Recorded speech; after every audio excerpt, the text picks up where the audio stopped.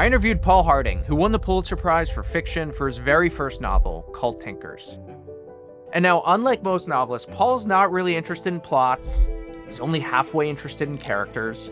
So then what is he interested in? Well, he's interested in describing the wonders and the mysteries of life. And he's going to teach us how to describe reality more vividly, how to see, how to hear, how to feel, and then how to take all those sensations and translate them onto the page. You do not write with outlines. You see writing as basically a process of improvisation. And I want to talk about your drumming later on, but why do you write like that? And do you teach people to write like that? That's the perfect question, because one of the dangers of being a teacher is modeling your own, what works for you is being normative, because the danger is it's easy to teach that way, and it's dangerous when you're teaching younger or newer writers, because you probably get them at a point where they've realized that writing's really hard. And so they're looking for like the magic bullet. They're looking for so one of the ththings I do is I just say, look, what I'm doing is I'm modeling kind of the thoughtfulness that's required, the self-awareness that's required for you to be, to observe yourself as a writer and to figure out what works for you. Because ultimately at its base, it's aesthetics, it's my taste. I love to just light out for the territories without a compass, without a map, I just love seeing what language gives me and what experience gives me. So I often think of like those old Buster Keaton movies where he just, he's up on the skyscraper that's under construction, and you just put your foot out into open space and you just hope the iron girder, I love that, just kind of flying by the seat of my pants.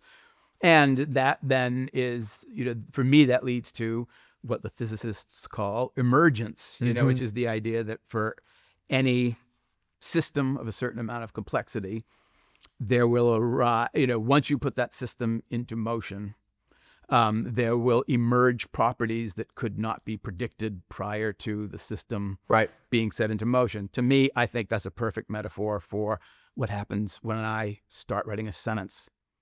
So get concrete with me. What are you teaching? Like, how are you training people to think like that? Yeah, well, I don't train them to think like that. So Okay.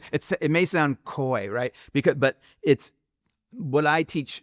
Kind of at the root, what I teach, literal and concrete, and say, look, this is actually a skill that you need to step back and understand as a skill, and understand that you need to actually work it, which is the power of observation, just being observant and being able to devote the best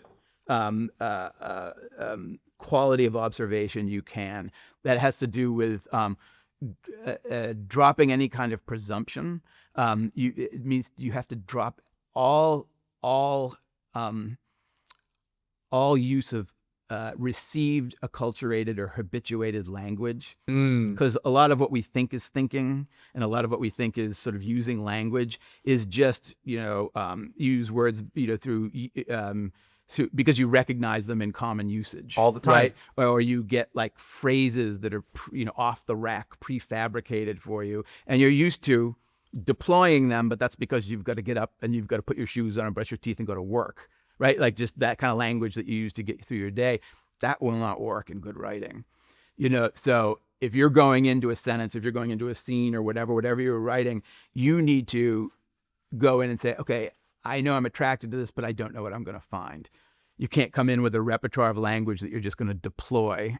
So I don't mean to get all heady here, but like at some level, we all have to work with received wisdom. Like every single word that I speak is actually built upon like a tower of etymology, a foundation of etymology, right? So like, how do you get your brain into a place where you have those raw sensations? Yeah, you have to sift down a little bit into it. And part of it is saying, okay, I have to work up my chops of observing It's things. like pre-linguistic. And part of that is you're not used to just slowing down.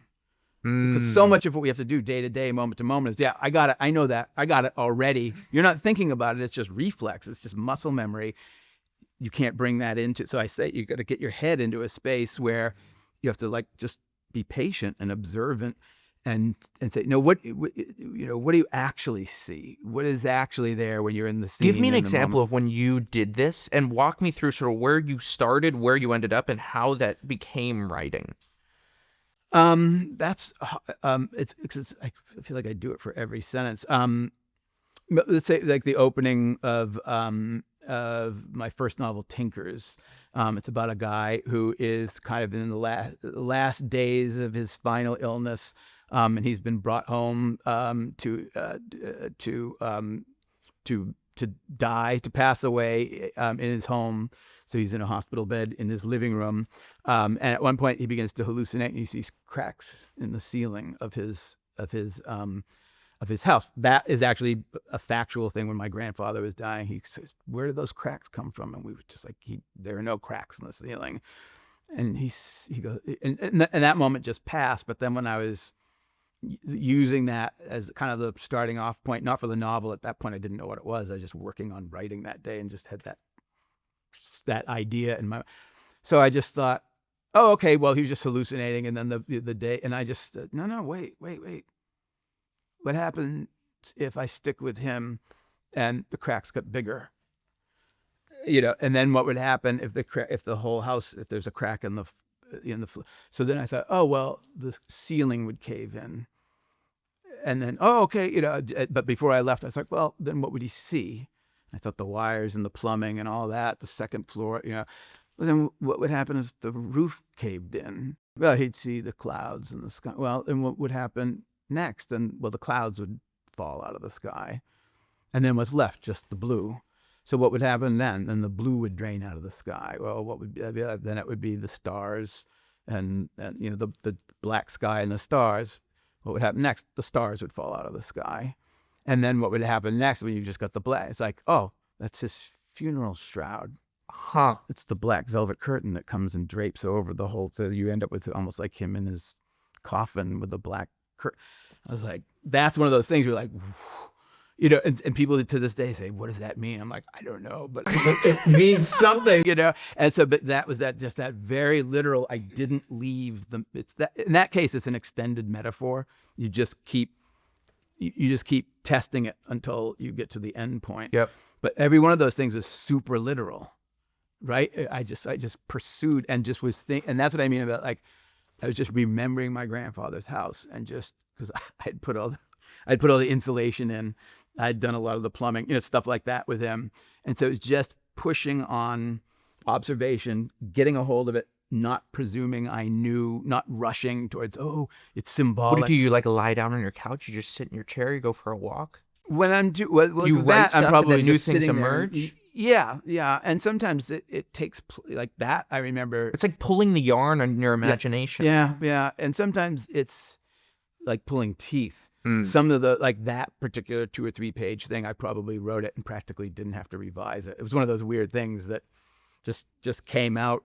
But there's plenty of other stuff that, that's another reason why you revise and revise and write. So everything just seems like it's seamless. Yeah. But any given passage could have taken me years, just keep going back to it and keep going back to it. And you finally kind of find something, you calibrate something one day and you realize, oh, there's the right expression. There's the, So you have to be dogged, and that's what I mean. But you keep going, and just like you have to be patient and thoughtful, and not in a hurry. So you have to slow down. You have to be observant. You have to give your best attention, and then you have to learn how to sustain the attention. So that when you come upon something, you can stay with it. So if I were to come to you, and last time we went to the Boston Commons, we're just walking around, look at the swan boats, and if I want to put words to that experience, and I went out with you and we're together, and I were to say, I really want your help describing this experience. I don't want you to give me the language, but I want you to guide me through this, almost like a guided meditation type thing. What would we do together so that I could put words to that experience? If we had a full day, we have 10 hours together to sit there. Do we write? Do we paint? Do we talk? Do we walk? What do we do? All of the above, so this is another thing to go back to. Teaching, it has to do with, I could describe what I would do, and over the course of a semester, over the course of a couple of years, in an MFA program or whatever, I just try to flood my students with a million different ideas. And then what sticks, I say, whatever sticks or whatever appeals to you, you try that. And you come up with your own repertoire of what works for you. Because again, it goes back to my aesthetics. I love doing that. I don't outline. I don't like plots. But if you love to outline and you love plots, knock yourself out. I love to read highly plotted, books. So it has to do with you figuring out who you are as a writer. But I think there are that, going back to what we were just talking about, that there is that fundamental, like sit down and pay attention to the swan boats, sit down and pay attention to the squirrels, the little kids, what you see. And then what I do is I often just I model what I do and say, you can find your own version of this. But I think like a painter a lot of the times. I think, because when I think of... You paint with words. Yeah, and I teach near the Commons. I spend a lot of time in the Common, and I'm just always into the Commons. I think of the Common as like layers. And so I think of a lot of like horizontal layers of color and light. And so I just start thinking about how would you stack that up so that the reader would get that, and it would be like a painting. It would be like something that, like a landscape painter would have done. And then then there's a character experiencing that, that sort of thing. So what does this mean then? Character is always being refracted through description. Yeah, so that's one of the things, in my own experience, people would be struggling between how do you move back and forth between the interior and the exterior, right? Interiority and exteriority. And just over the years, I was just like, I don't like the feeling. I could, when I was thinking of it that way, I could always hear the gears shifting and clanking and like, okay, now we're going to stop and now we're going to go to the outside and then we're going to go back to the inside. Right. And so I just thought of one of my favorite words from my rave writer, teacher friend, Marilyn Robinson, that's in her first novel, Housekeeping, is coextensivity. I just thought, what if I just don't think of there being any difference between the interior or the exterior? They're just coextensive. And so then description of, say the way that the Boston Common is layered in the different colors, and then what's going on in the different layers, and the ecosystem of then you see all these little plots and all that. And I start just thinking, okay, what if I'm thinking of that as that's what a character starts thinking, oh, this is kind of like a painting, and I'm noticing this and I'm noticing that. And then and then as I get to know the character better, I can use those descriptions of like the Boston Common to render character. Description actually becomes character.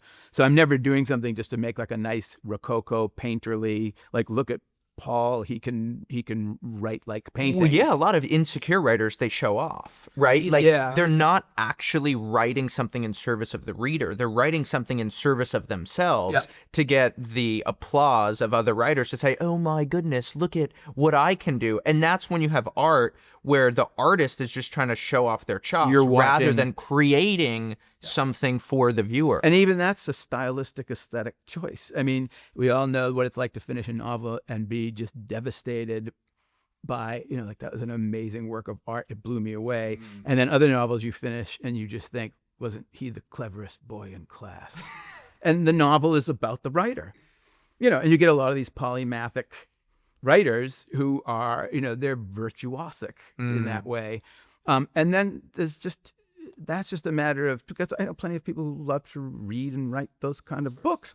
But I always think of the great jazz writer for the New Yorker, Whitney Balliet. One of the ways he described that kind of phenomenon is he was describing the drummer Buddy Rich, and he called him a mere virtuoso. So the analogy in writing would be, every word in the dictionary, but you don't have anything to say. This is what I'm always modeling for my students. You figure out what you think is cool, what interests you. Like those, you see, I'm telling you, like all these things we're talking about are things for you to think about, like they're choices that you make. So you're giving people seeds.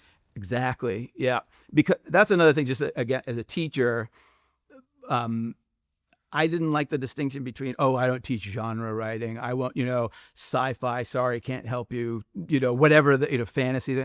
I just am at the point now where it's like any piece of writing you bring to the seminar table, I can help you make it better. And I can help you make it better on its and your terms, not mine.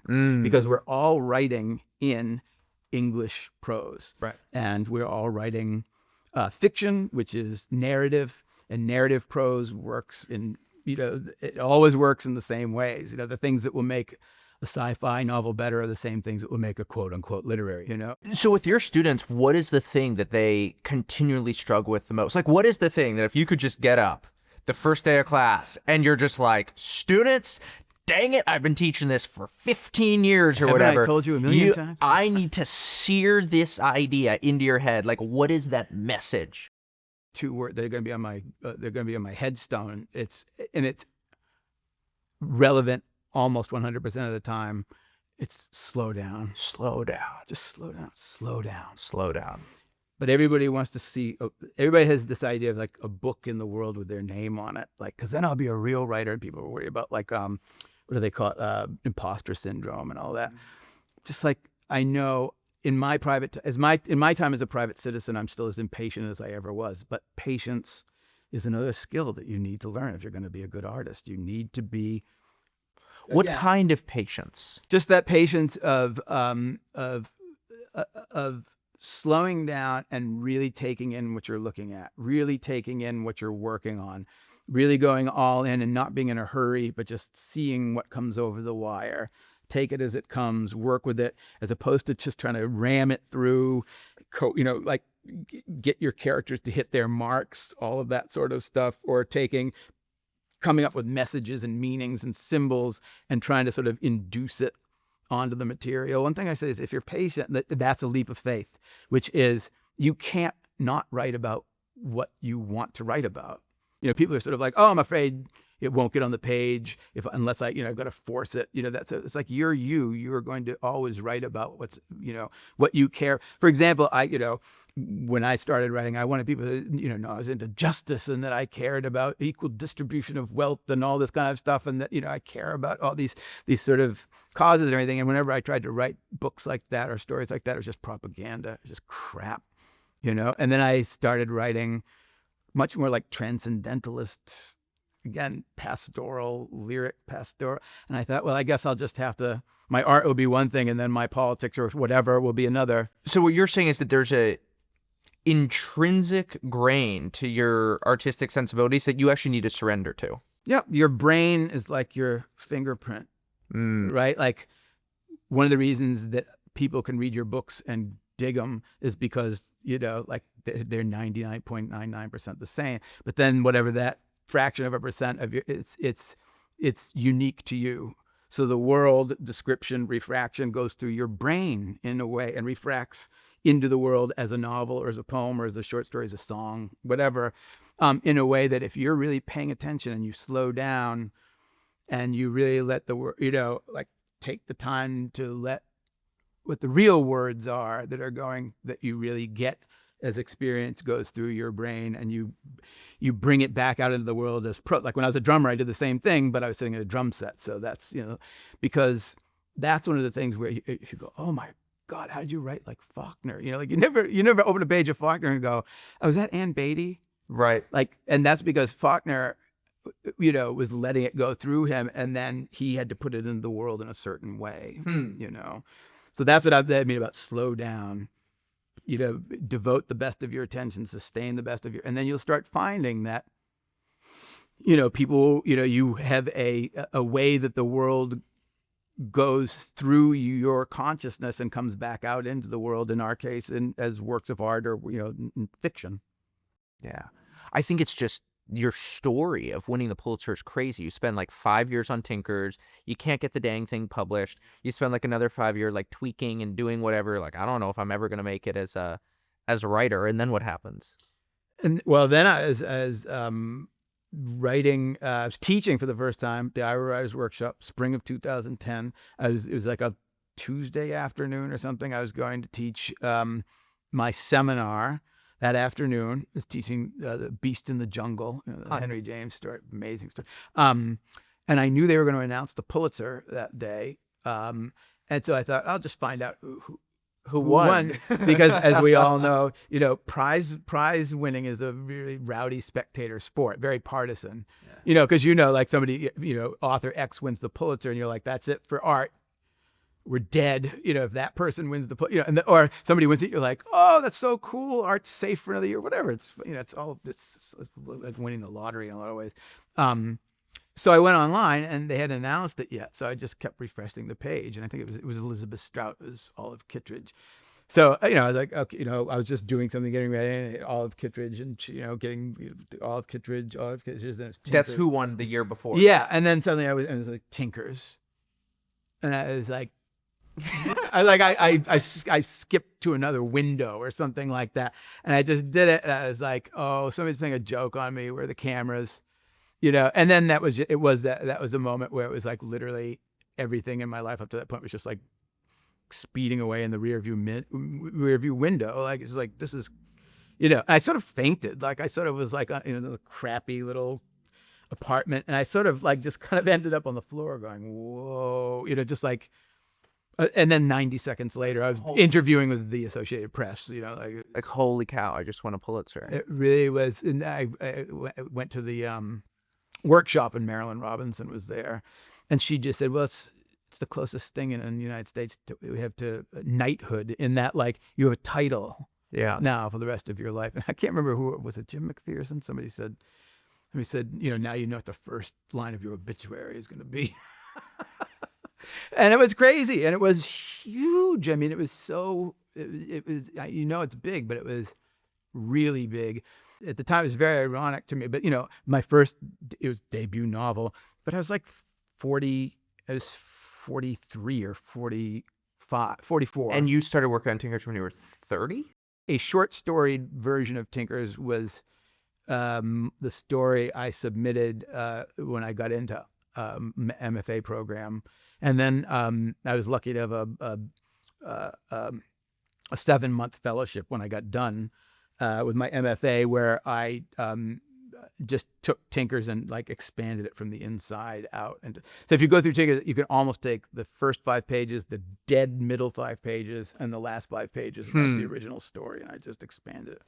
But I was in my 40s, and I had toured all around Europe and North America, and as a drummer in a band, and done lots of press, and I knew how to go on a book tour. I knew how to do shows every night and do interviews, and I was able to distance myself a little bit. It's like, you're the protagonist of this year's version of this.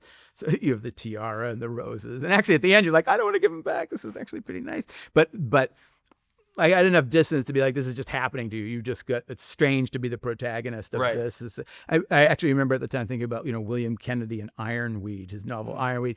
It was another thing, like, he couldn't get it published. A million publishers said no, and that won the Pulitzer. So it's just like, oh, isn't that interesting? This round of that's you're the one who's that author. But I think if it happened to me when I was 25, it would have popped my rivets. It would have just blown my mind, because then people are, like, how are you going to write the follow-up to your Pulitzer Prize winning debut? And, I was like, if my biggest problem is figuring out how to follow up my Pulitzer Prize winning debut novel, life's pretty good. Yeah. But that's another skill, which was I had to learn how to not think about that. Like, literally just like discipline yourself so that when I go back down into the next manuscript, all that has to go away. Yeah. And so that's actually a mind thing that you actually literally have to, it's a very concrete thing that you have to work at to be able to do. What do you say this to your students? Don't write your books for bad readers. Write them for brilliant, big-brained, and big-hearted people who will love you for feeding their minds with feasts of beauty. Take Faulkner or Shakespeare or somebody. One of the things that I love is that you can't get the whole thing the first time you read Absalom. And I think sometimes when you're younger, it's almost taught as if it's a provocation. So like, oh, if you keep working, you'll get smart enough to understand it all. And really, like, the more as an author, the more I'm like, I want to give my readers that richness of meaning. To me, it's an act of generosity on the part of the author. And just think about people, people who love to read, love to, like, the old, like the 80s where they have the commercials, this is your brain on drugs. And I think, to me, I'm still just sort of like, this is your brain on art. Then it's just like the filament lights up. And that's what I mean about, like, turn people on. Like, I'm trying to blow your mind and break your heart when I write a book. I want you to just be like, dang, That is an awesome and that one-liner. idea too, that like you finish something and you go, that's absolutely true. I've always known it's true, and I've never seen anybody put it into words. Yeah. You can't get a reader to that state of mind by using off the rack language that you're just using habitually and just, pasting on to characters. Well, that's one way to think about the difference between propaganda and art. Propaganda gives you everything at the beginning, and you get it kind of right away. Yeah, right. Whereas really good art has a way of growing on you, and you can kind of return to it and keep coming back to it. I mean, I can't tell you how many people I know who've read Zen and the Art of Motorcycle Maintenance like 6 times, and they're like, that guy Persick, Robert Persick, every time I come back to that book, I just get something new from that guy, because it's just this endless well that you can keep drawing water from. Yeah, and you're different every time you go through it. Yes. Because you've had a couple years of experience in between the last time. And that's what I mean about the richness of language and meaning, so that you imagine every reader, every good-spirited, big-minded, open-minded reader will go through it, and will go through it in a slightly different way. So it'll always be recognizable, but every time you go through it, it's even more, what you think it is, it's even more so. That idea, like it's still the same thing, but you can go deeper and deeper and deeper and deeper into it. And that's what I'm just looking for, is that, that you get that with Melville too, Moby Dick, like the language is so, it hits this super saturation point where you're just like, every sentence is connected to every other sentence, and they're all just like this organism, or this, this tissue that is it's doing it aesthetically, but it becomes infinite in a certain way. Right. So you're not just reading sentence after sentence, and you're not getting it like data. It's experiential. It's an experience to run Melville's sentences through your brains. And then even that idea of, the quality of finishing a book maybe for the first time, and being like, I don't know what just happened, but something just happened. Something, and hopefully you have a good reader, and what the reader wants to do is go back to the beginning and think, I got to go through that again and think about that. With writing and literature, is the only art form I know where people say, oh, I read that book once. Mm-hmm. Like nobody says that about their favorite album. Mm. Nobody says that about their favorite movie. The Godfather, favorite movie. That one time I saw it, it was amazing. And I say that to my students. I say, what about it is that the more you know your favorite movie or your favorite music, the more intimate you are with it, the deeper you go with it. It's not spent up after you know what the plot is. That's why I go back to, like, I don't care about the plot. That's why, like with Tinkers, I was so afraid of, like, oh, I don't want to save a plot point to do a big ta-da ending or whatever. So I made the first sentence is just the whole story. It's 8 days before he died. It's just like, he's not going to be saved. The whole book is a countdown. And then it's like the story is in the telling. Yeah. Tell me about this, ambitious reading. Mm-hmm. Because that's something that you really focused on. You said, okay, I'm going to go read The Sound and the Fury. I'm going to go take on some really hard works. I'm going to get really into Magic Mountain and War and Peace, and I'm going to do the work it takes to really read those books, to really understand those books, and like you said, to get intimate with them. I was undergraduate English major, UMass Amherst, and my ambition was to be a good reader. And I think that kind of is not as common anymore. I remember running into a lot of people who were at the MFA program I went to, who had a little bit of that. Oh, darling, I don't read books; I write them. Like I think of the Quentin Crisp. Darling, TV is not something one watches. TV is something one is on. That's sort of like you'd miss the. But in my case, in my experience, I think that your writing can only be as good as the best stuff that you've read. And furthermore, it can only be as good as the best readings that you can give to the best stuff. So you're always, again, it's that idealism, like you can always be a better reader, you can always be a better writer, and I think it's a fine line between humility and humiliation, but I think if you're serious, you really do have to be continually saying, and again, you don't have to think it's Thomas Mann or Faulkner. Everybody has their own personal canon.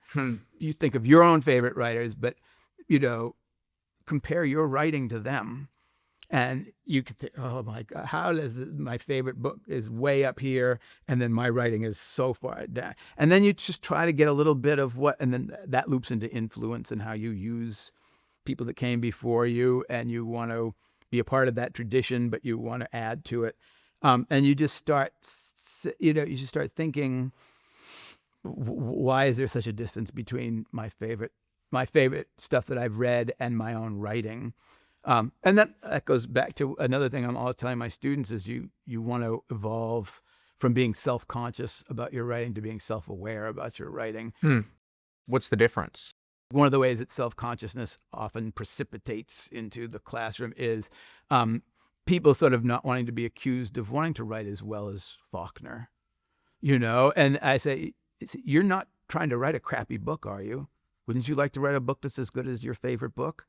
Like, that's something to be self-aware of. You're only a jerk if you say you did it, But that idea of like, I'm not trying to write a crummy book. I'm, trying to write a book. This is a big point, to actually give people the permission to be super ambitious about what it is that they're doing. I am trying to write a book as good as The Sound and the Fury. Yeah. That's what I'm sitting here to do. Yeah. Like, otherwise, what's the point? Yeah. And Melville was just trying to write a book as good as Hamlet. Shakespeare was just trying to write a book that was as good as like the Joseph and his brother's story in Genesis, right? Moses was just trying to write a book that was a little bit better than the Babylonian cosmology that he cribbed for Genesis. You know what I mean? Like that kind of like and when people read my books and they say, have you been reading Shakespeare and the Bible and, Emerson? I'm like, you bet your bippy I have, and I want you to know it. Just part of you. I want to be, I consider all those people my aunts and uncles, my great aunts and uncles. Well, I love the idea of the permission to take on a grand project. Yeah. Yeah. Because there's a difference between that ambition and kind of being an egomaniac because you think I'm kind of all that. Mm-hmm. Well, one is rooted in thee, the other one's kind of in me. Like a kind of, like a exactly reverence, right? Perfect like a way of reverence. Like I want to recreate that. Like that did something for me. I want to build that. And it's actually not about me. It's actually about the creation itself. That's exactly what the other one is I want to be the person who has written that. And then you care more about the end than the means to get there. Yeah, I couldn't have put it better. That's exactly right. And the idea that, but then you have that interesting paradoxical experience that you have to be utterly, totally selfless and humble, but also self-confident. Do you get a lot of feedback with your writing? That's not something you've brought up. It seems like a very sort of internal process of. That's another thing I talk to students about a lot, because I will avoid my agent and my editor for years at a time until they finally sort of tree me, because I want to be alone. I don't want you in my house while I'm building it. Partly because that's another thing, is that learning how to observe things, learning how to pay attention. Part of that is not being distracted and not hearing outside voices.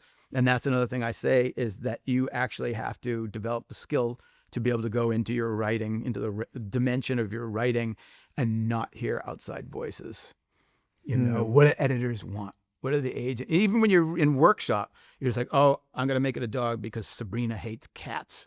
And I can just hear her complaining about cats. And because to me, the greatest authority on the meaning of the work is the work. So all of the stuff that I would, like you ask your editor, you ask your agent or whatever, I just want to ask that of the work. Now that's when, as a teacher, I have to be very careful. I have to say, you have to think about what works for you, because I know absolutely amazing, wonderful writers who have a dozen readers. And like, I've got chapter 4 is with Susie, chapter 3 is with Tom, and it's a feedback loop and a circuit, and they thrive on it and they make brilliant books. That's another thing, is again, just being conscious of what do you need to do and have to do to get the best writing on the page, because there's no wrong way to do it. Because a lot of people are like, what would a real writer do? That loops back into the I'm self-conscious. Right. I don't want to do something a real writer would trapped do. by identity. Yeah, exactly. And it's like what a real writer would do is anything anything it takes to get it onto the page. You can't be self-conscious or embarrassed about things. You have to be really honest with yourself. Again, not in a heroic way, in a very kind of quiet, sober, patient, slow, deliberate, thoughtful way. You have to be like all in. When I became a writer, I grew up as a kind of lower middle class autodidact with Nietzsche under, and all my friends were like, "You bourgeois," blah blah blah blah. And when I finally got to the kind of stuff that I actually write, I could hear them all howling in mockery, because I actually write these quiet little transcendentalist sorts of things. But what was powerful is when I actually started writing the way that I was writing.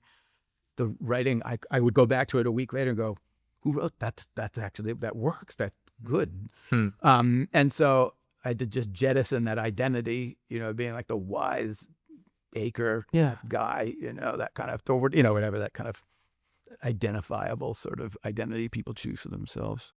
Walk me through what you do on like any given Tuesday. Like, what is a Tuesday like? You're working on a book. You're slaving over some paragraphs. What is your sunrise to sundown kind of day? Yeah. So here's another thing. I just model this by saying, you do whatever works. I grew up when, it used to be a lot of the teachers would say you have to face the blank page every day. And you have to sit there. And I'm like, no. They always say in that voice. It's kind of ominous. You have to face the blank page Yeah. every day. And it's just like, nothing's coming over the wire today. I think I'd actually just rather watch a baseball game, So part of it is just, you got to know yourself. This is, again, that idea. But because I'll go for months on end where to all appearances I'm napping on the couch.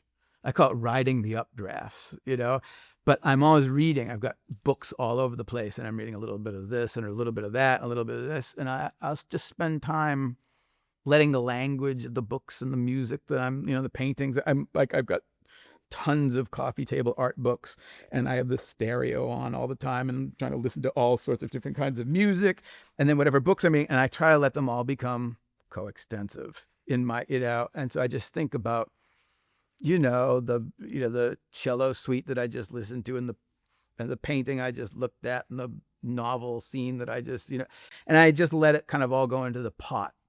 And partly because, what you're doing is you're letting all sorts of different idioms interact. And so what I'll do, like, is, sort of thought exercises, is I'll think, how would I describe, that passage in Bach or Mozart or AC/DC or whatever, I don't care, like whatever I'm listening to that I'm digging, like, how would Keats have described that? Because what it does is it just breaks language out of received usage. And you just start thinking about, what if I describe the clouds in terms of something that's very uncloud-like? Wait, so like if we were to try to describe the clouds in a way that's very uncloud-like, where would your brain go? Oh, in that case, like often I think of counterpoint. Counterpoint and juxtaposition are really, really powerful. So if something, clouds, the essence of clouds, they're vaporous or whatever. So I think of them, what would they be like if they were stones? What would they'd be like if they were a mountain? They can look like a mountain range or whatever. But taking things and describing them in verbiage that you would often apply to something. If something is a liquid, describe it as a solid, or something as a gas, describe it as a liquid. And just because then what you find, because we're writing narrative, so much happens in the verbs, and you realize we get habituated to, you only use these verbs and we're talking about the clouds, or this or that.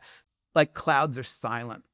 So I would think, what would the clouds sound like? Well, what do they look like? And I say the barking clouds. Is that, or, just like riff. Yeah. And just think about, what if clouds could talk to us? They were all in conversation with each other. And the clouds are stampeding, right? So they sound like buffalo. So what would a bunch of buffalo, the roar of the clouds, the stampeding clouds roaring across the sky. It's like, you can't come up with that stuff if you're thinking habitually. Yep. It kind of will snap the reader out of, like, whoa, wait, I don't quite know what it means, but again, it's just descriptive. And what I do, again, because I loop it back in, I think my character just thought that. My character just thought of the clouds stampeding across the sky. And you just keep feeding it back in and seeing what you get and seeing how it evolves. Tell me about reading dictionaries. You got 2 copies. You got an old one, a new one. Tell me about going through them. Yeah, I read the dictionary every day. Every day? Yeah, every day. And I don't look for exotica. I look for here's dictionary nerd. I was reading the 12-page definition of the suffix ly, which is really, really, As one does, bonkers. Yeah. No, you think, oh my God, this is gonna be so boring, and then you start going through it, and you think, what could be, like watch paint dry instead. And again, I haven't digested it, I haven't processed it yet. But one of the things that was interesting is that ly, turned nouns into adjectives that described somebody or something that inhabited the ideal version of whatever that thing was. So ly was never put on the end of words that had negative connotations for the first centuries. So we would have had happily, but not sadly. Yeah, exactly. Cowardly, you wouldn't have cowardly, but you'd have heroically. I don't know what that means, but that's bizarre. Like, this is another thing, is like the more I work with language, the more language is a mystery to me. And just like tracing the kind of morphology of words and meaning. Temptation originally meant a true test of character. Of course it did. Like in Wycliffe's translation of the Bible, it's, and God tempted Abraham. Yeah. I mean, Abraham has temptation, Moses has temptation, Jesus has temptation. And then somewhere it turned into something that was insidious. And so it's you lure somebody into doing something that's bad by diluting them into it's a true that's how you prove your character, that's how you prove your mettle. That's what Hamlet's ghost does. So how has it changed? It used to be a true test of character, and now it just means if you tempt somebody, it just means that you're luring them into bad behavior at their own expense, but by lying to them, by saying it's a noble true test of character. Do you feel like language has been stripped of its contours? Well, I think usage does. I think a lot of advertising language and a lot of like language. I mean, it's weird, like we're flooded with more language than ever because people are on social media, all that sort of stuff. But it's, I think algorithms tend to, it's just the lowest common denominator. You get nuance gets stripped out. Yeah, I use the Webster's 1913 dictionary on my computer. Phenomenal. And then I do the same dang search on Google. Like, look at the word solitude in the Webster's 1913 dictionary versus what you see on Google. Right. And it's just like, we have reduced the dynamic range of language so much. Right. It's like those old definitions are almost like poems. Yes. And then I just read all the quotes. And I just follow the word back to whatever, the earliest sorts of, the earliest instances of it that they can find. So, because that's another thing when you're composing sentences, I don't look at exotic words. I mean, I look at them, but if you know what a word is, a little bit more deeply than just like what its most superficial, like word recognition usage is, like you're just using it in conversation. Everybody knows what that word means. No, everybody knows what everybody takes that word to mean. But if you can go a little bit deeper, then even your sentences can just start to have a little bit more dimensionality to them, a little bit more depth that, I never use a version of a word or an archaic meaning of a word that's so obscure that the reader will be, I'm always just thinking that the reader will immediately understand it means something out of the context, in the context that I'm using it, but it'll slow them down a little bit and let the meaning of the language kind of saturate their attention a little bit more. So everything seems a little richer, a little deeper. So let's get into why you're not that interested in plot. You say, I'm interested in character, and plot emerges out of character. I'm just interested in consciousness. I think of plot as Newtonian physics. It's mechanical, but I think of the mind, once you get into a character's mind and its interior, I think of the mind as quantum. You say it's supraluminary. It just moves instantly. Yeah. Some of that just goes back to like my armchair interest in physics and quantum physics and,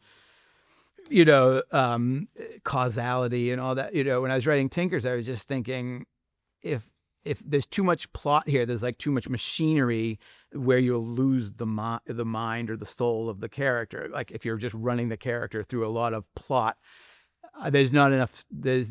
I just felt like I would lose the time and the space to sort of saturate the page with, again, the character's consciousness or experience of it. And so I have a very simple plot, and I've just found like the more I get into interiority, as it were, the more I just need that, like 8 days before he died, 7 days before he died, 6 days. So there's that real spine to the thing that the reader always knows, no matter how far out into the character's mind I'm going to go, it's always going to be Tuesday morning, then it's going to be Wednesday morning, then it's going to be because then what I can do is I can make the novel elaborate itself in a way that is that doesn't just look like it's mechanical cause and effect. It's associative.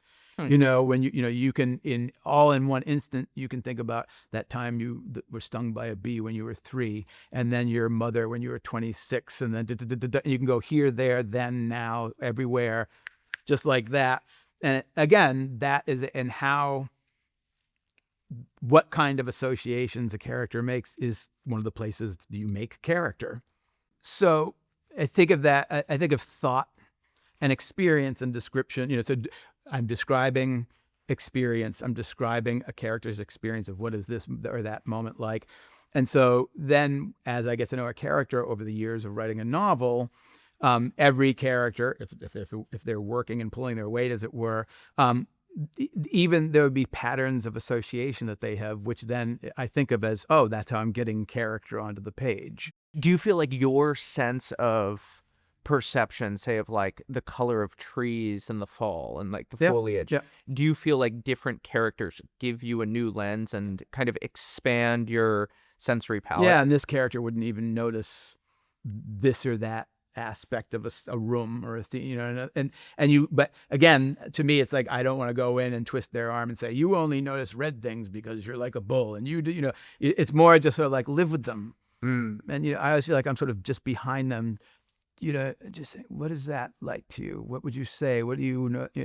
And then each character sort of ends up, and over time you start realizing, oh, this character uses a certain repertoire of verbs, or certain you find, oh, they're always in a certain kind of light, or there's certain colors around them.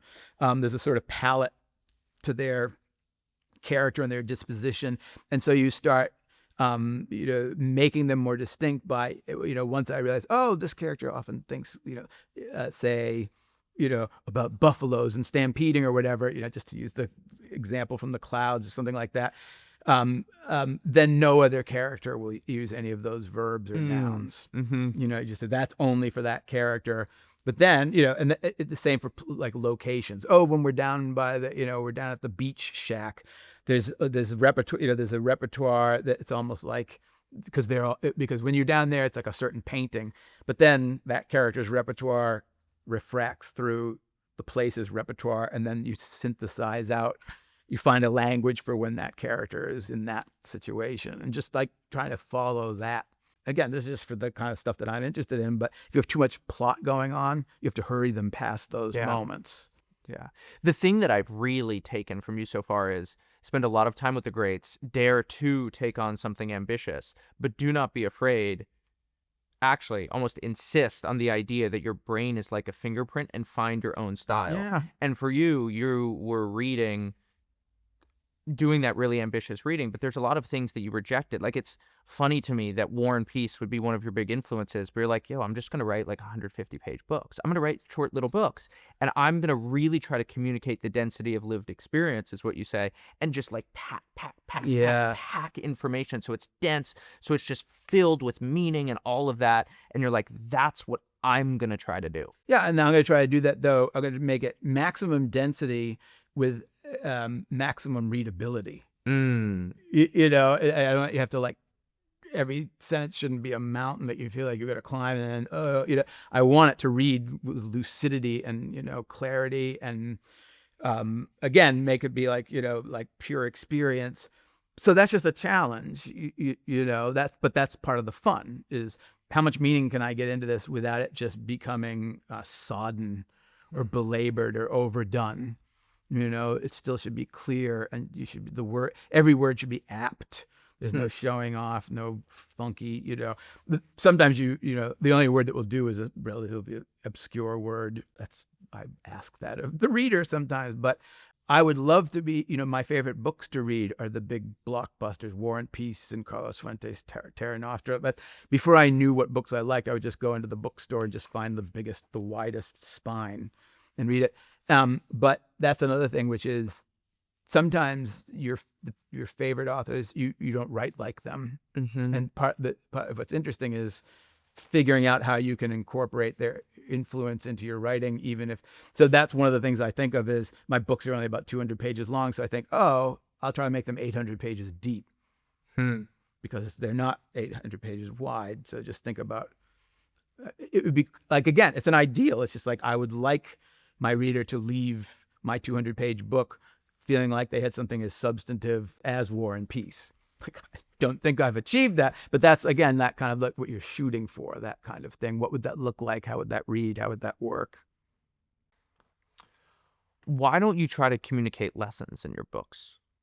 Well, first of all, I live in terror of, what's the point? What's the takeaway? What's the message? Because if somebody reads my book and gets what the point is, they never have to think about it again. Right?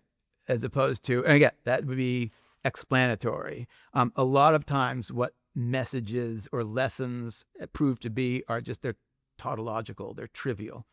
Be kind to strangers. Like, no kidding, I didn't need to read your book to get that. So a lot of it's that kind of like kind of pedantic kind of, it ends up being sort of received opinion, or it's right thinking or high sentiment, as opposed to like, I want somebody to come out of my book to being like, wow, that book like resonated with me, because a lot of times we don't know what the lesson is. A lot of times, and again, this is because most of my walking around time, I feel like I'm in the middle of just vast realms of meaning to which I have no direct access.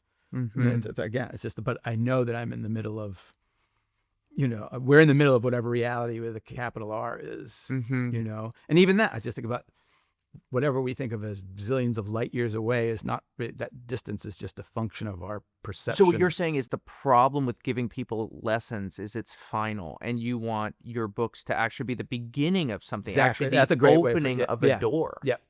You arrive at something that's like, okay, we've gotten to a place, and then the book kind of opens you, dilates you, your perception, your thinking. It's funny you use the word dilate, and I was thinking of, this is what is nice about a dialogue. Yeah. Is that a dialogue, you're constantly thinking about, was this person right? Was this person right? Was this person right? And the author doesn't try to give you an answer. He says, I'm just showing you different perspectives. Yeah, and that's what I want. I'm always just trying to pursue, a moment, a scene, an experience with a character, or whatever. So that, like, again, I just feel like I want to be sort of like, I got it, and then I go back, and essentially what I'm doing is saying to the reader, come here, and I'm just going to bring them down, and just get them to that point and go, look what I found. And at that moment, if I told them what to think, it would be absolute fraudulence. It would be the most violent thing you could do to the character, to the reader, to myself. Just like, just look, I don't know. Just look, this is this amazing, crazy moment that I got to with language. And I think of the books almost like galleries, like art galleries. And I'm just moving like, look at that. Here's this, here's that. I don't know. It's just in the way that a gallery will just show you, you curate this experience, the reader going through them, but then whatever they make of it is whatever they take out of it. So then in doing that, what tools do you have as a fiction writer that you wouldn't have if you were writing nonfiction? Well, again, I think like with nonfiction, I automatically think like a novel doesn't have a thesis, or my novels don't have a thesis. I'm not like testing. I don't have a hypothesis or a thesis. I'm not trying to prove anything. So it doesn't work by argumentation. The way that you persuade through poetry or aesthetic, sort of fiction, is by recognition. Recognition with the reader, with the reader will say, "Oh my God, I totally recognize that. That's absolutely true. I've just never seen anybody put it in words before. I've never been like, I love that idea. Same with teaching, which is that I'm not giving you new data that you're just putting into the data bank. It's like, when I'm pointing something out, that the minute you see it for yourself, you go, oh my God, that's true. I've just never had it pointed out to my attention. And what's an example of that? I don't know, just like the sort of stuff that we're talking about, the idea that that we know better than how we act, and so just having a character just saying, "Here I go again, I can't believe it, I know better," and having the reader say, "That's exactly." Yes. And I think that's the sort of thing where I also think I want, again, an ideal that I'm having for my book is that I want any person who enters any of my books in good faith to come out the other end and feel like they have been paid nothing but the highest respect, for the dignity of their soul. So I don't want them to think that anything that I achieve in my books is at the expense or belittlement of their humanity. Right. And so I want that, somebody in the most remote geographically, even temporally, somebody 100 years from now in a completely different culture can read a translation and say, I felt like that. I felt betrayed. I felt elated. I felt arrogant. I felt humiliated.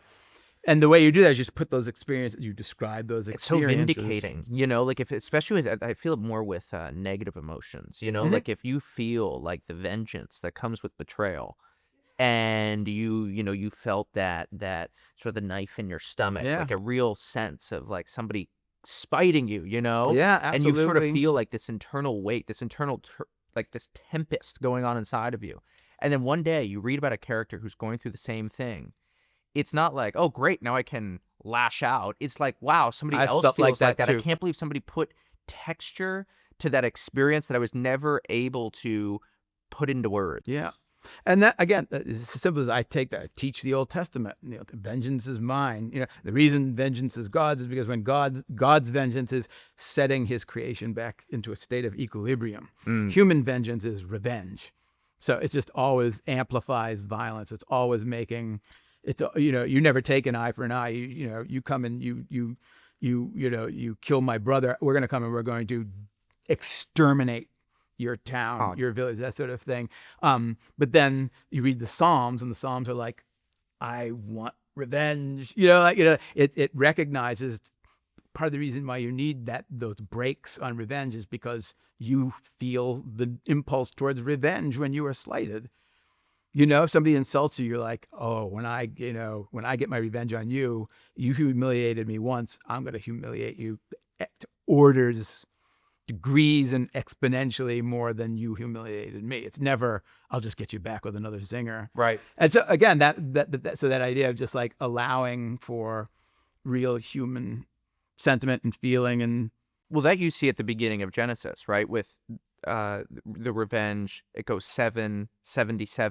Yeah, and for God, 7 is enough, but for Lamech or whoever it is exactly. 77. It's 77, and that's exactly what it is. It's the escalation. You see that in like Genesis 5 or 6. Yeah, and you just notice that like the way the author did that was, it's not big and simple. It's just they just let Lamech say 77, and the attentive reader will say, if 7 was enough for God, then that is just a dramatic enactment of the idea that humans will always go off the rails that way. Wow. And then I always think of Prospero at the end of The Tempest, Shakespeare's last play, and what he does, he's the one king that says, I will not take revenge.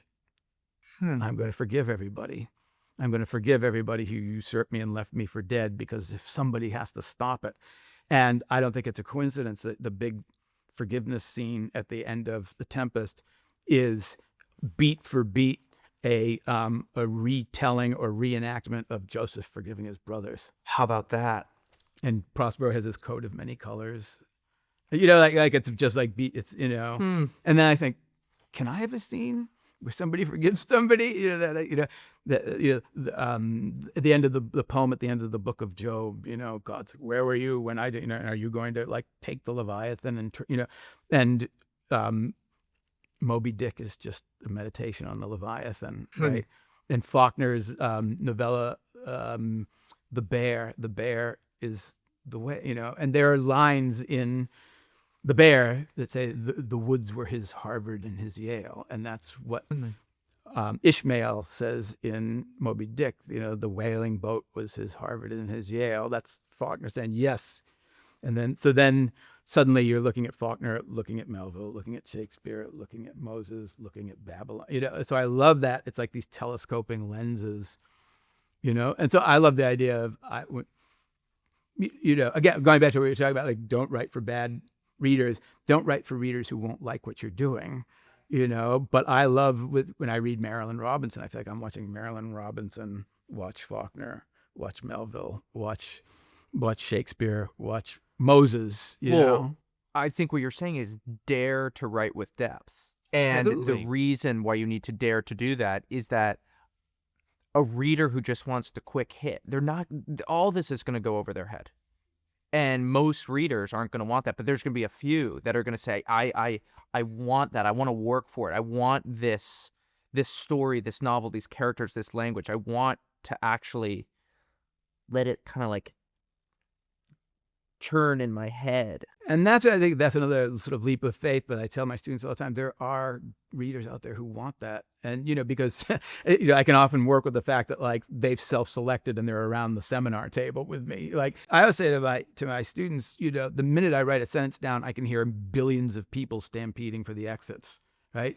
But then there's a dozen people who come from the cheap seats down to the front row and they say, yeah, what happened next?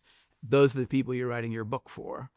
Right. And then you just, because if you try to get everybody, you're going to please no one. Yeah. You're going to, because the people who are like, oh, that would have been a really amazing transcendentalist novel, they're like, he kind of pulled his punches with it. And the people who wouldn't like transcendentalist novels are going to think, yeah, that sucked. Right. Because they're going to, you can't, so again, that's, and that, be self-aware, give yourself over to writing the kind of book you'd like to read. It's because the best thinking, no matter what the idiom, theology, literature, whatever, the best art, again, is like with Shakespeare, you can't get to the bottom of Hamlet. No matter how deep you want to go, the play basically says, sure, we can go that deep. Because it's self-consistent. It's this closed, coherent work of art that, that has its own fullness and integrity to it. So you can keep moving through it in all these different ways, and it will always be reinforcing. So it's I just am inspired by great theologians, great musicians, great scientists, great people who take whatever idiom grabs them, and they use it to push deeper into human experience and the nature of reality, as it were. Why did Marilyn Robinson say to you when you were leaving Iowa? Why did she say you really need to learn how to write grammatically correct prose? That feels like so far off from everything we've talked about today. But I knew her well enough that I just loved her so much. I was just like, that's the perfect thing for her. I think with writing, there still clings to it this kind of romanticism of like, you don't want book learning. You got to just go out there and light yourself on fire and hop on a motorcycle. Live, baby, live. Yeah, take a bottle of whiskey. Beat Generation, baby. Yeah, Jack Kerouac. Knock the headlights out. Just, and this, it's a little showy, and I was younger and whatever, and a little stagey, and a little bit of that, like, look at me on the cliff. And then you realize, oh my God, that's about as interesting as like watching the 8-year-olds make you watch them do cartwheels. It's sort of like the teenager who wears Hot Topic. It's like you're different in the most cliche way. And it also came too with when I realized, like, I was writing kind of lyrical, pastoral stuff. And I was like, oh, well, the problem with that is if you're not really paying attention, it just turns into pretty, just ornamental, rococo baloney. Right. That was another leap of faith I had to take, which is, what is beautiful and what is in this that's attracting me to it time after time after time after time. If it's there, if it adheres in the stuff itself, then my job is actually to write about it very precisely. But I was terrified that if I did that, it would turn into clinical, surgical sounding prose, and it didn't. It turned into much more beautiful, astonishing. Wait, so break that down for me, because I was very surprised when you started talking about precision. I was like, that seems something that a doctor would do. Yeah, it's very, very strange. And I was terrified that if I did that, it would take all the. So why am I having that misconception? What are you seeing that I'm not seeing? I have spent a lot of time out in the woods thinking about, like, and it's the objective correlative. It's sort of like I went through all my formative experiences walking through the woods on the North Shore. And, when I was this age, and you're brokenhearted, you're 16 years old, and I hate school. I don't like sports anymore. I'm not, and you're walking through an Audubon sanctuary, and it's like 4:15, and the way the light is going out under the tree, the bare trees, and it's so freaking beautiful and your heart is broken in the middle of that. And so you just start and then thinking, I want to get the heartbreak of that. And so that you write all this kind of, oh, and the this and the that, and you slather it.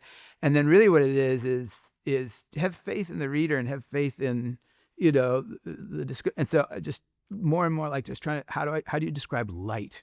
And then how do you add calculus to it so that the light moves and it, what does the light change into? What do the trees look like? And just get that real, almost like a, botanical, botanist's precision of description. But again, because I'm writing fiction, that's going through a character. So then the character is noticing different depths of field. And as a writer, you can move in and out of those. What are you noticing? What layer of the canopy are you noticing? Well, what I'm hearing you say is that, no, David, there's elements of reality that to describe precisely is to fill them with wonder and mystery and awe. Yeah, totally. It's just really weird. And it's having faith that the world means itself. What does that mean? Like you can move your reader and your reader can find it striking if you give them the thing itself. Then as a writer, another thing is that you have the repertoire. If you give the reader the thing itself, and then you give the reader also the writer's, the character's experience of it. That's what we talk about. You give them the literal thing, put them in the middle of a beautiful, landscape. And then you then have the figurative thing, which is what the experience of the character has of that landscape.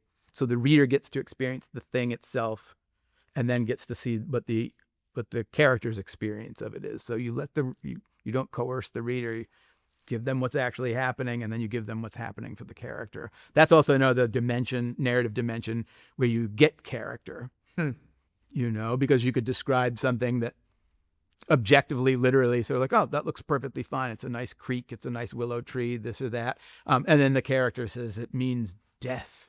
It's like, okay, something's going on with this character because I didn't read that. So again, that's that refractive kind of thing that you can work with those vectors. To describe something is not to explain it. To know something is not to understand it. Mm-hmm. Well, if you go back to like physics or whatever, we know that we can only have access to 4% of reality. We don't know why. Can't explain anything. But the practical way that I teach that kind of idea to my students is a lot of times students think they have to understand everything before they start writing.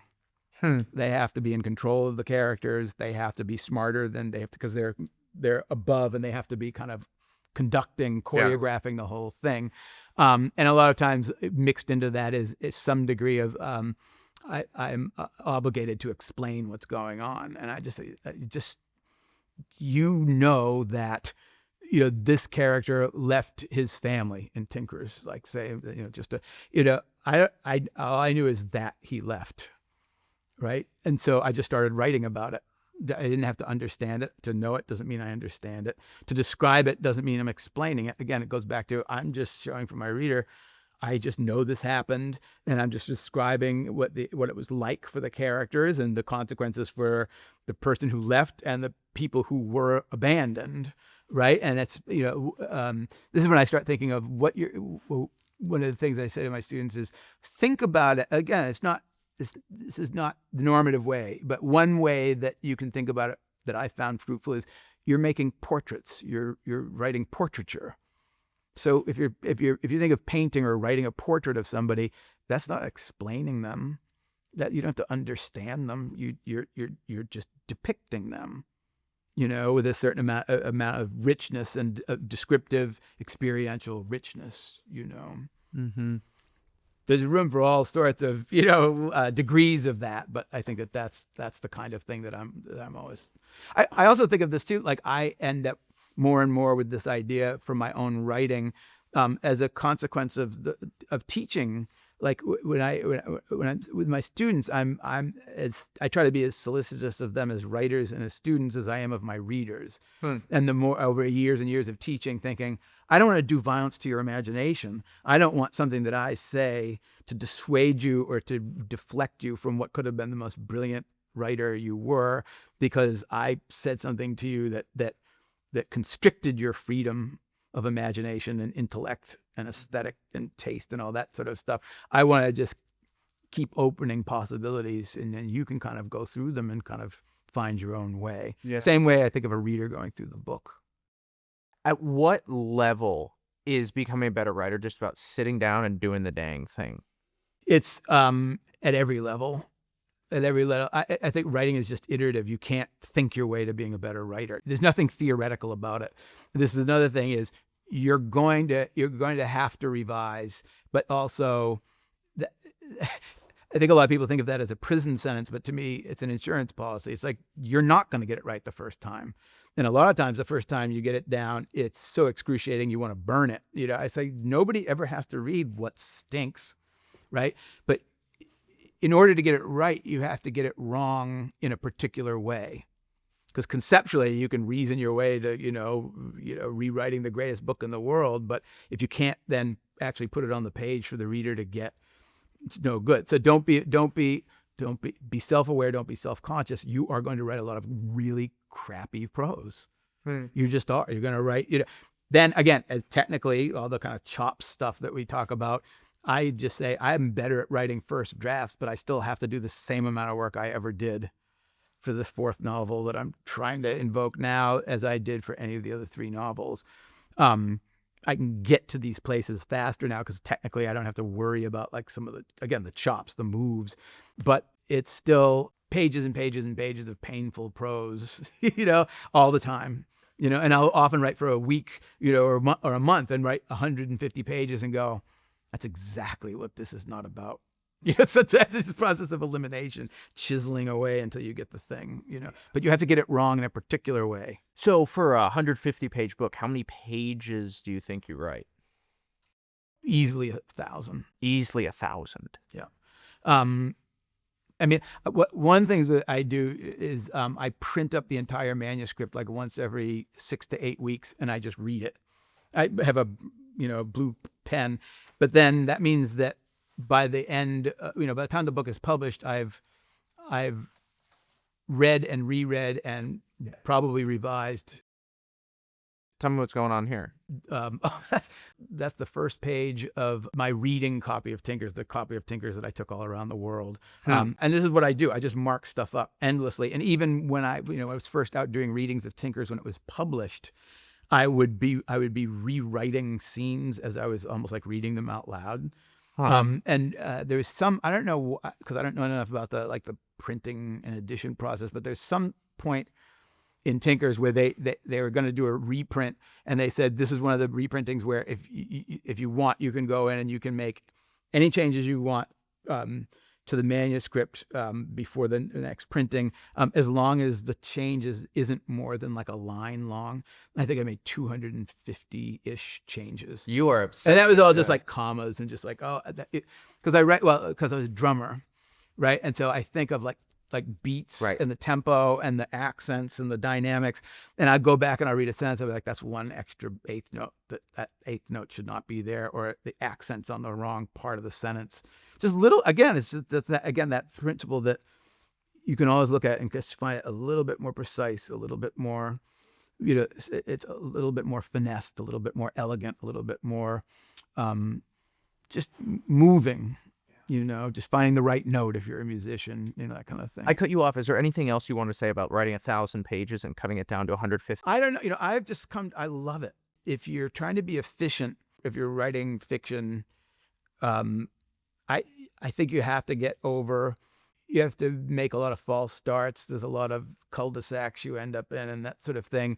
But in my case, anyways, I kind of follow them to see, because I'm always afraid, I might have missed what the best part of the novel was. And that again has to do with like, I'm happy to let 1,000 pages of prose onto the page because I'm just always interested in what the language is doing, and then you just distill it down and then it builds back up again. And then you kind of like distill it back down. And I love that process, the systole and diastole of the whole manuscript. So I also, one of the ways that I write is I let everything I'm interested in at the moment I'm writing into the book. So I let the paintings I'm into, this other Eden, there's a bunch of scenes in a meadow that's just been hayed, and that like literally is a painting that I like. Putting stuff in and going, well, if it all comes from my mind and I'm interested in all of it, it is going to be like a stand of aspen trees, which are, aspen trees look like they're different trees, but actually they all have the same root system. It's actually one organism. Oh, So cool. I just aesthetically, this is what I mean about writers. Like, if you think something's cool, do it. I love having a bunch of stuff that's just floating around in a manuscript for years, and I'm like, I have no idea how you belong, but I think you do. Well, one of the ways that I think about my aesthetic is I like taking maximalism as far as you can go, but I hate clutter. Yeah. Like, I don't Yeah, want right. clutter, right? So choreography, right, because you see it all the time in collaging. interior design. It's like, you went too far here, you went too far here. And actually, and really, a lot of maximalism done right is it doesn't have that overwhelm. And a lot of it is because they get like the depth right. Like, you see, Yeah. I don't know, but I would imagine that you could have clutter in writing. Well, you can, and that's, I'm not afraid to have a very cluttered manuscript, partly because it's easier to have too much clutter and pull back and make something, and you keep pulling back and you're like, there it is. It's perfectly elegant. There's nothing ornamental. It's not overdone. All the depths of field are work, all that sort of stuff. Yeah. That when you look at it, it's just like, whoa, it's all coordinated. But there's a lot of time. I think of it as like collaging and trying this and next to that. And, if you're interior decorating, if you do that kind of thing, like, what does that light look like? What does it look like when I put this color next to it? Even like color theory, like colors look different depending on what colors they're around. Yep. And I even think about that when I'm describing color, but just trying. And so just experiment. So if I have to do 30 pages until I get that paragraph right where all the colors are there and everything's coordinated and choreographed, those 20 pages I wrote to get that passage absolutely perfect were not wasted pages. Sometimes you have to write your way to the best expression. Yeah. And that's what I mean about, that's all that people would call revision. Oh, I rewrote that 20 times. It's like, it took me 20 times to get it right. That's all. If my goal for revision is precision, perfect precision of expression, that, in my experience anyways, has been a great insurance policy against that kind of ornamentalism, because you're always trying to get it exactly right. So, one of my goals is just, again, it's just an ideal that you inevitably fall short of, but the idea of I want the reading to be so utterly lucid that the reader forgets they're reading prose on the page. But I also want it to be as rich as possible. It was cool getting there, because you go, oh, it's purple, it's this, it's that. You're like, nah, that's not right. But that goes back to what we were just saying, is you can't get it wrong theoretically. You have to get it, when you get it wrong, you get it wrong in a very particular way. But then that's practical. That means, okay, purple didn't work in whatever instance I'm thinking of. So why didn't purple work? You go back, oh, because purple wouldn't be, so then you try, and it's just that, okay, now it's a little bit closer, but it's not quite, and it's not quite there in very particular ways. That needs to be a little bit better. Oh, I haven't thought about what it smells like. Just these little things. And so you just keep layering it and layering it and layering it. And then there's this certain point where you go back and you read it and you're like, it's all there. So I want to try something. What I want to do is I want to play like 10 seconds of drums from one of your songs. Oh God, no. And I wouldn't wish that on anybody. I want to hear how the drums that we're hearing in the music found its way into your writing. Oh, sure. Yeah. Okay, so here we go.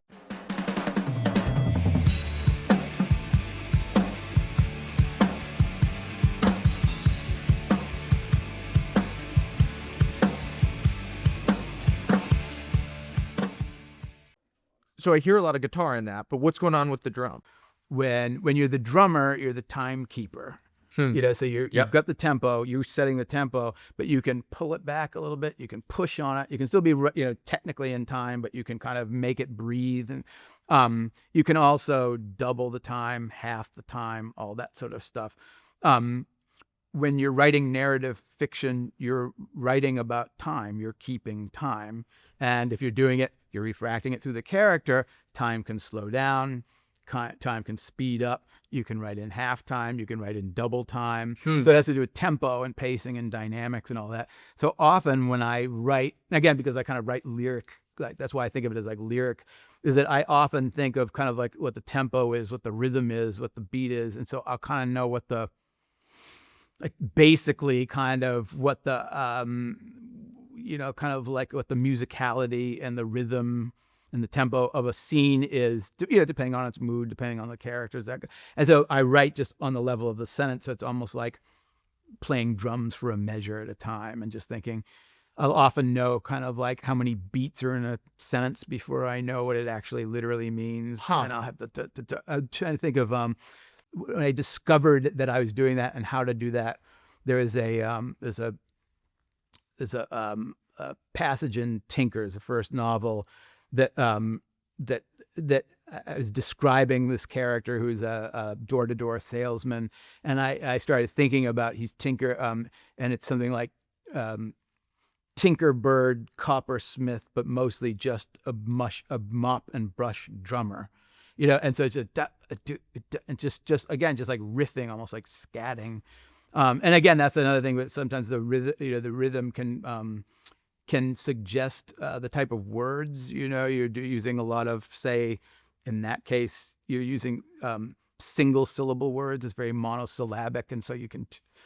And then there's other things where if it's more tumbling and really fast, you have a lot more fluent words that are polysyllabic, and you can move the reader through them, that sort of thing. He tinkered tin pots, wrought iron, solder melted and cupped in a clay dam, quicksilver patchwork, occasionally, a pot hammered back flat, the tinkle of tin sibilant, tiny beneath the lid of the boreal forest, Tinkerbird, coppersmith, but mostly a brush and mop drummer. So that's just drums. That's just straight. Yeah, just totally. getting a little bit, but you got to be careful because you don't want to make it too sing-songy. So it stops and then lurches, and then you don't want it to be quite as symmetrical, because then it can be too just sing-songy. When you're writing prose too, you have to be really careful about like internal rhymes and stuff, because it can get cutesy, rococo too quickly. So you want to make it angular and a little choppy, but also kind of funky. Like I wanted that to be like, like he's kind of a little bit of a badass, kind of, and that and there's a little sway and swagger, kind of funkiness to it, but not too much, but just like there's a heartbeat going on, and that's even that.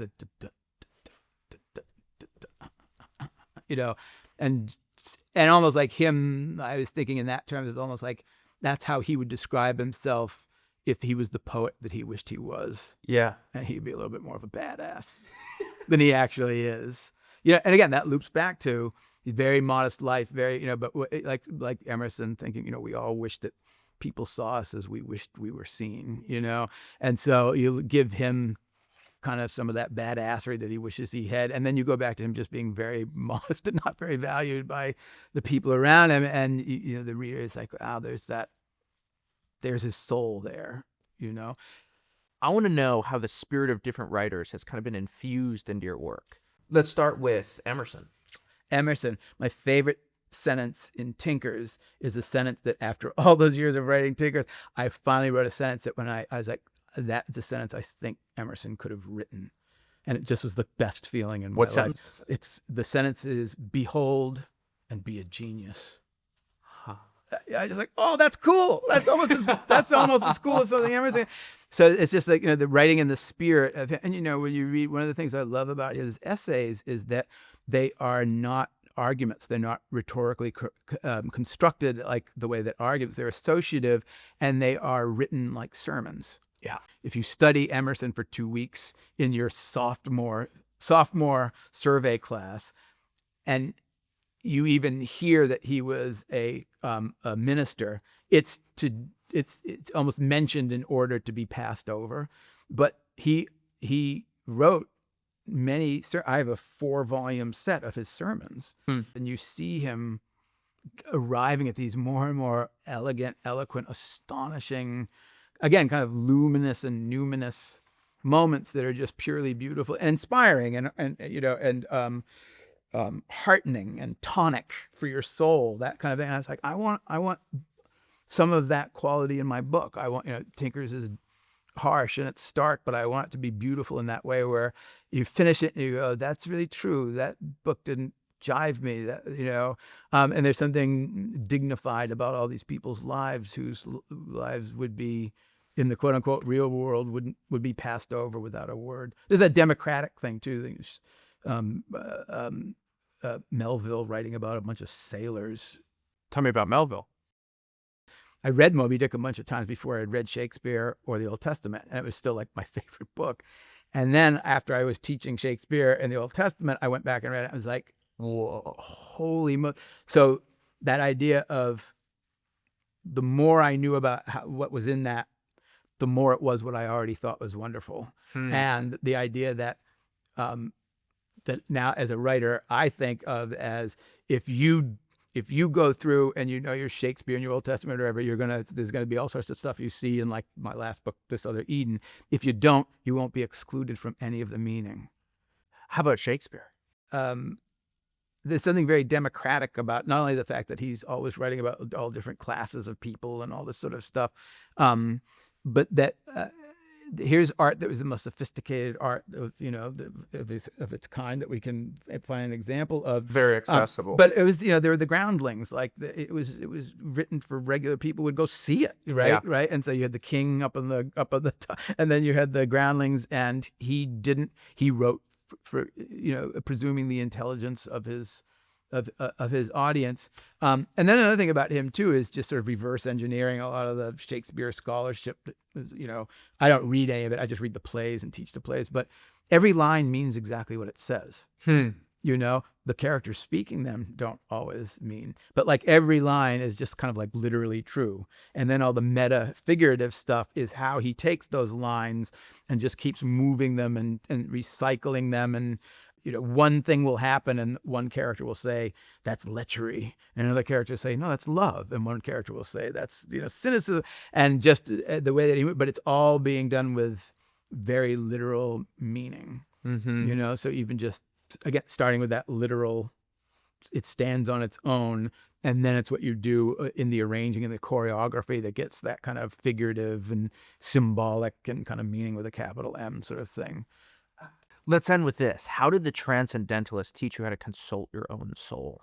I mean, I very much remember the first time that literature literally blew my mind so much that like I was just like stunned for like a couple of days. It was actually reading Thoreau's Civil Disobedience, I think. And I can't even I haven't read it, but I just remember going so deep, and it was just sort of like it was just activating all this stuff in my brain that I just like. I want to be able to do that with writing. Yeah, it would be amazing to be able to do to a reader's brain what that work of literature just did to my brain, And I think with like a lot of writers, you start off life as a reader. I just loved reading so much and loved my favorite books so much that it just got to the point where I had to start talking back. I had to start being in dialogue with them. And that's what I just think. I write literary fiction in the sense when I think like the term literary fiction, literature is fiction that was inspired by and is in conversation with other literature, And then I just expand that to art because I throw paintings and music and all that kind of stuff into my. But and going back to that, your brain is a fingerprint kind of thing. I think in some ways my novels are no more, no less than just like literary MRIs of my imagination, of my brain, It's a cool craft. Yeah, I love it. It's amazing. I mean, a lot of dark nights of the soul, but it's worth it, That's why I just say, slow down, be patient. When you say dark nights of the soul, what well, when being an artist is one of the, few professions or ways that you can occupy your life where your job every day is to sit down and confront your own limitations. Because you're always saying, how can I make that better? How can I express that better? How can I be a better writer? How can I work with the language? So you're never like just cruising along with what you already can do. You're always saying, okay, how do I, so you're just up against the brick wall going, how do I get around this? How do I get through it? How do I, And sometimes you get stuck. Yeah. And then sometimes it's just like, there's that voice, the wall isn't there, or whatever. And you think that sounds stupid. And so it's a lot of that kind of groping around. Yeah. And so there's a way in which it becomes harder and harder one, but it almost becomes, the harder one it is, the more precious it is when you think, oh, I got it. I chased it down into the language. Thank you, man. What a great conversation. Just wonderful.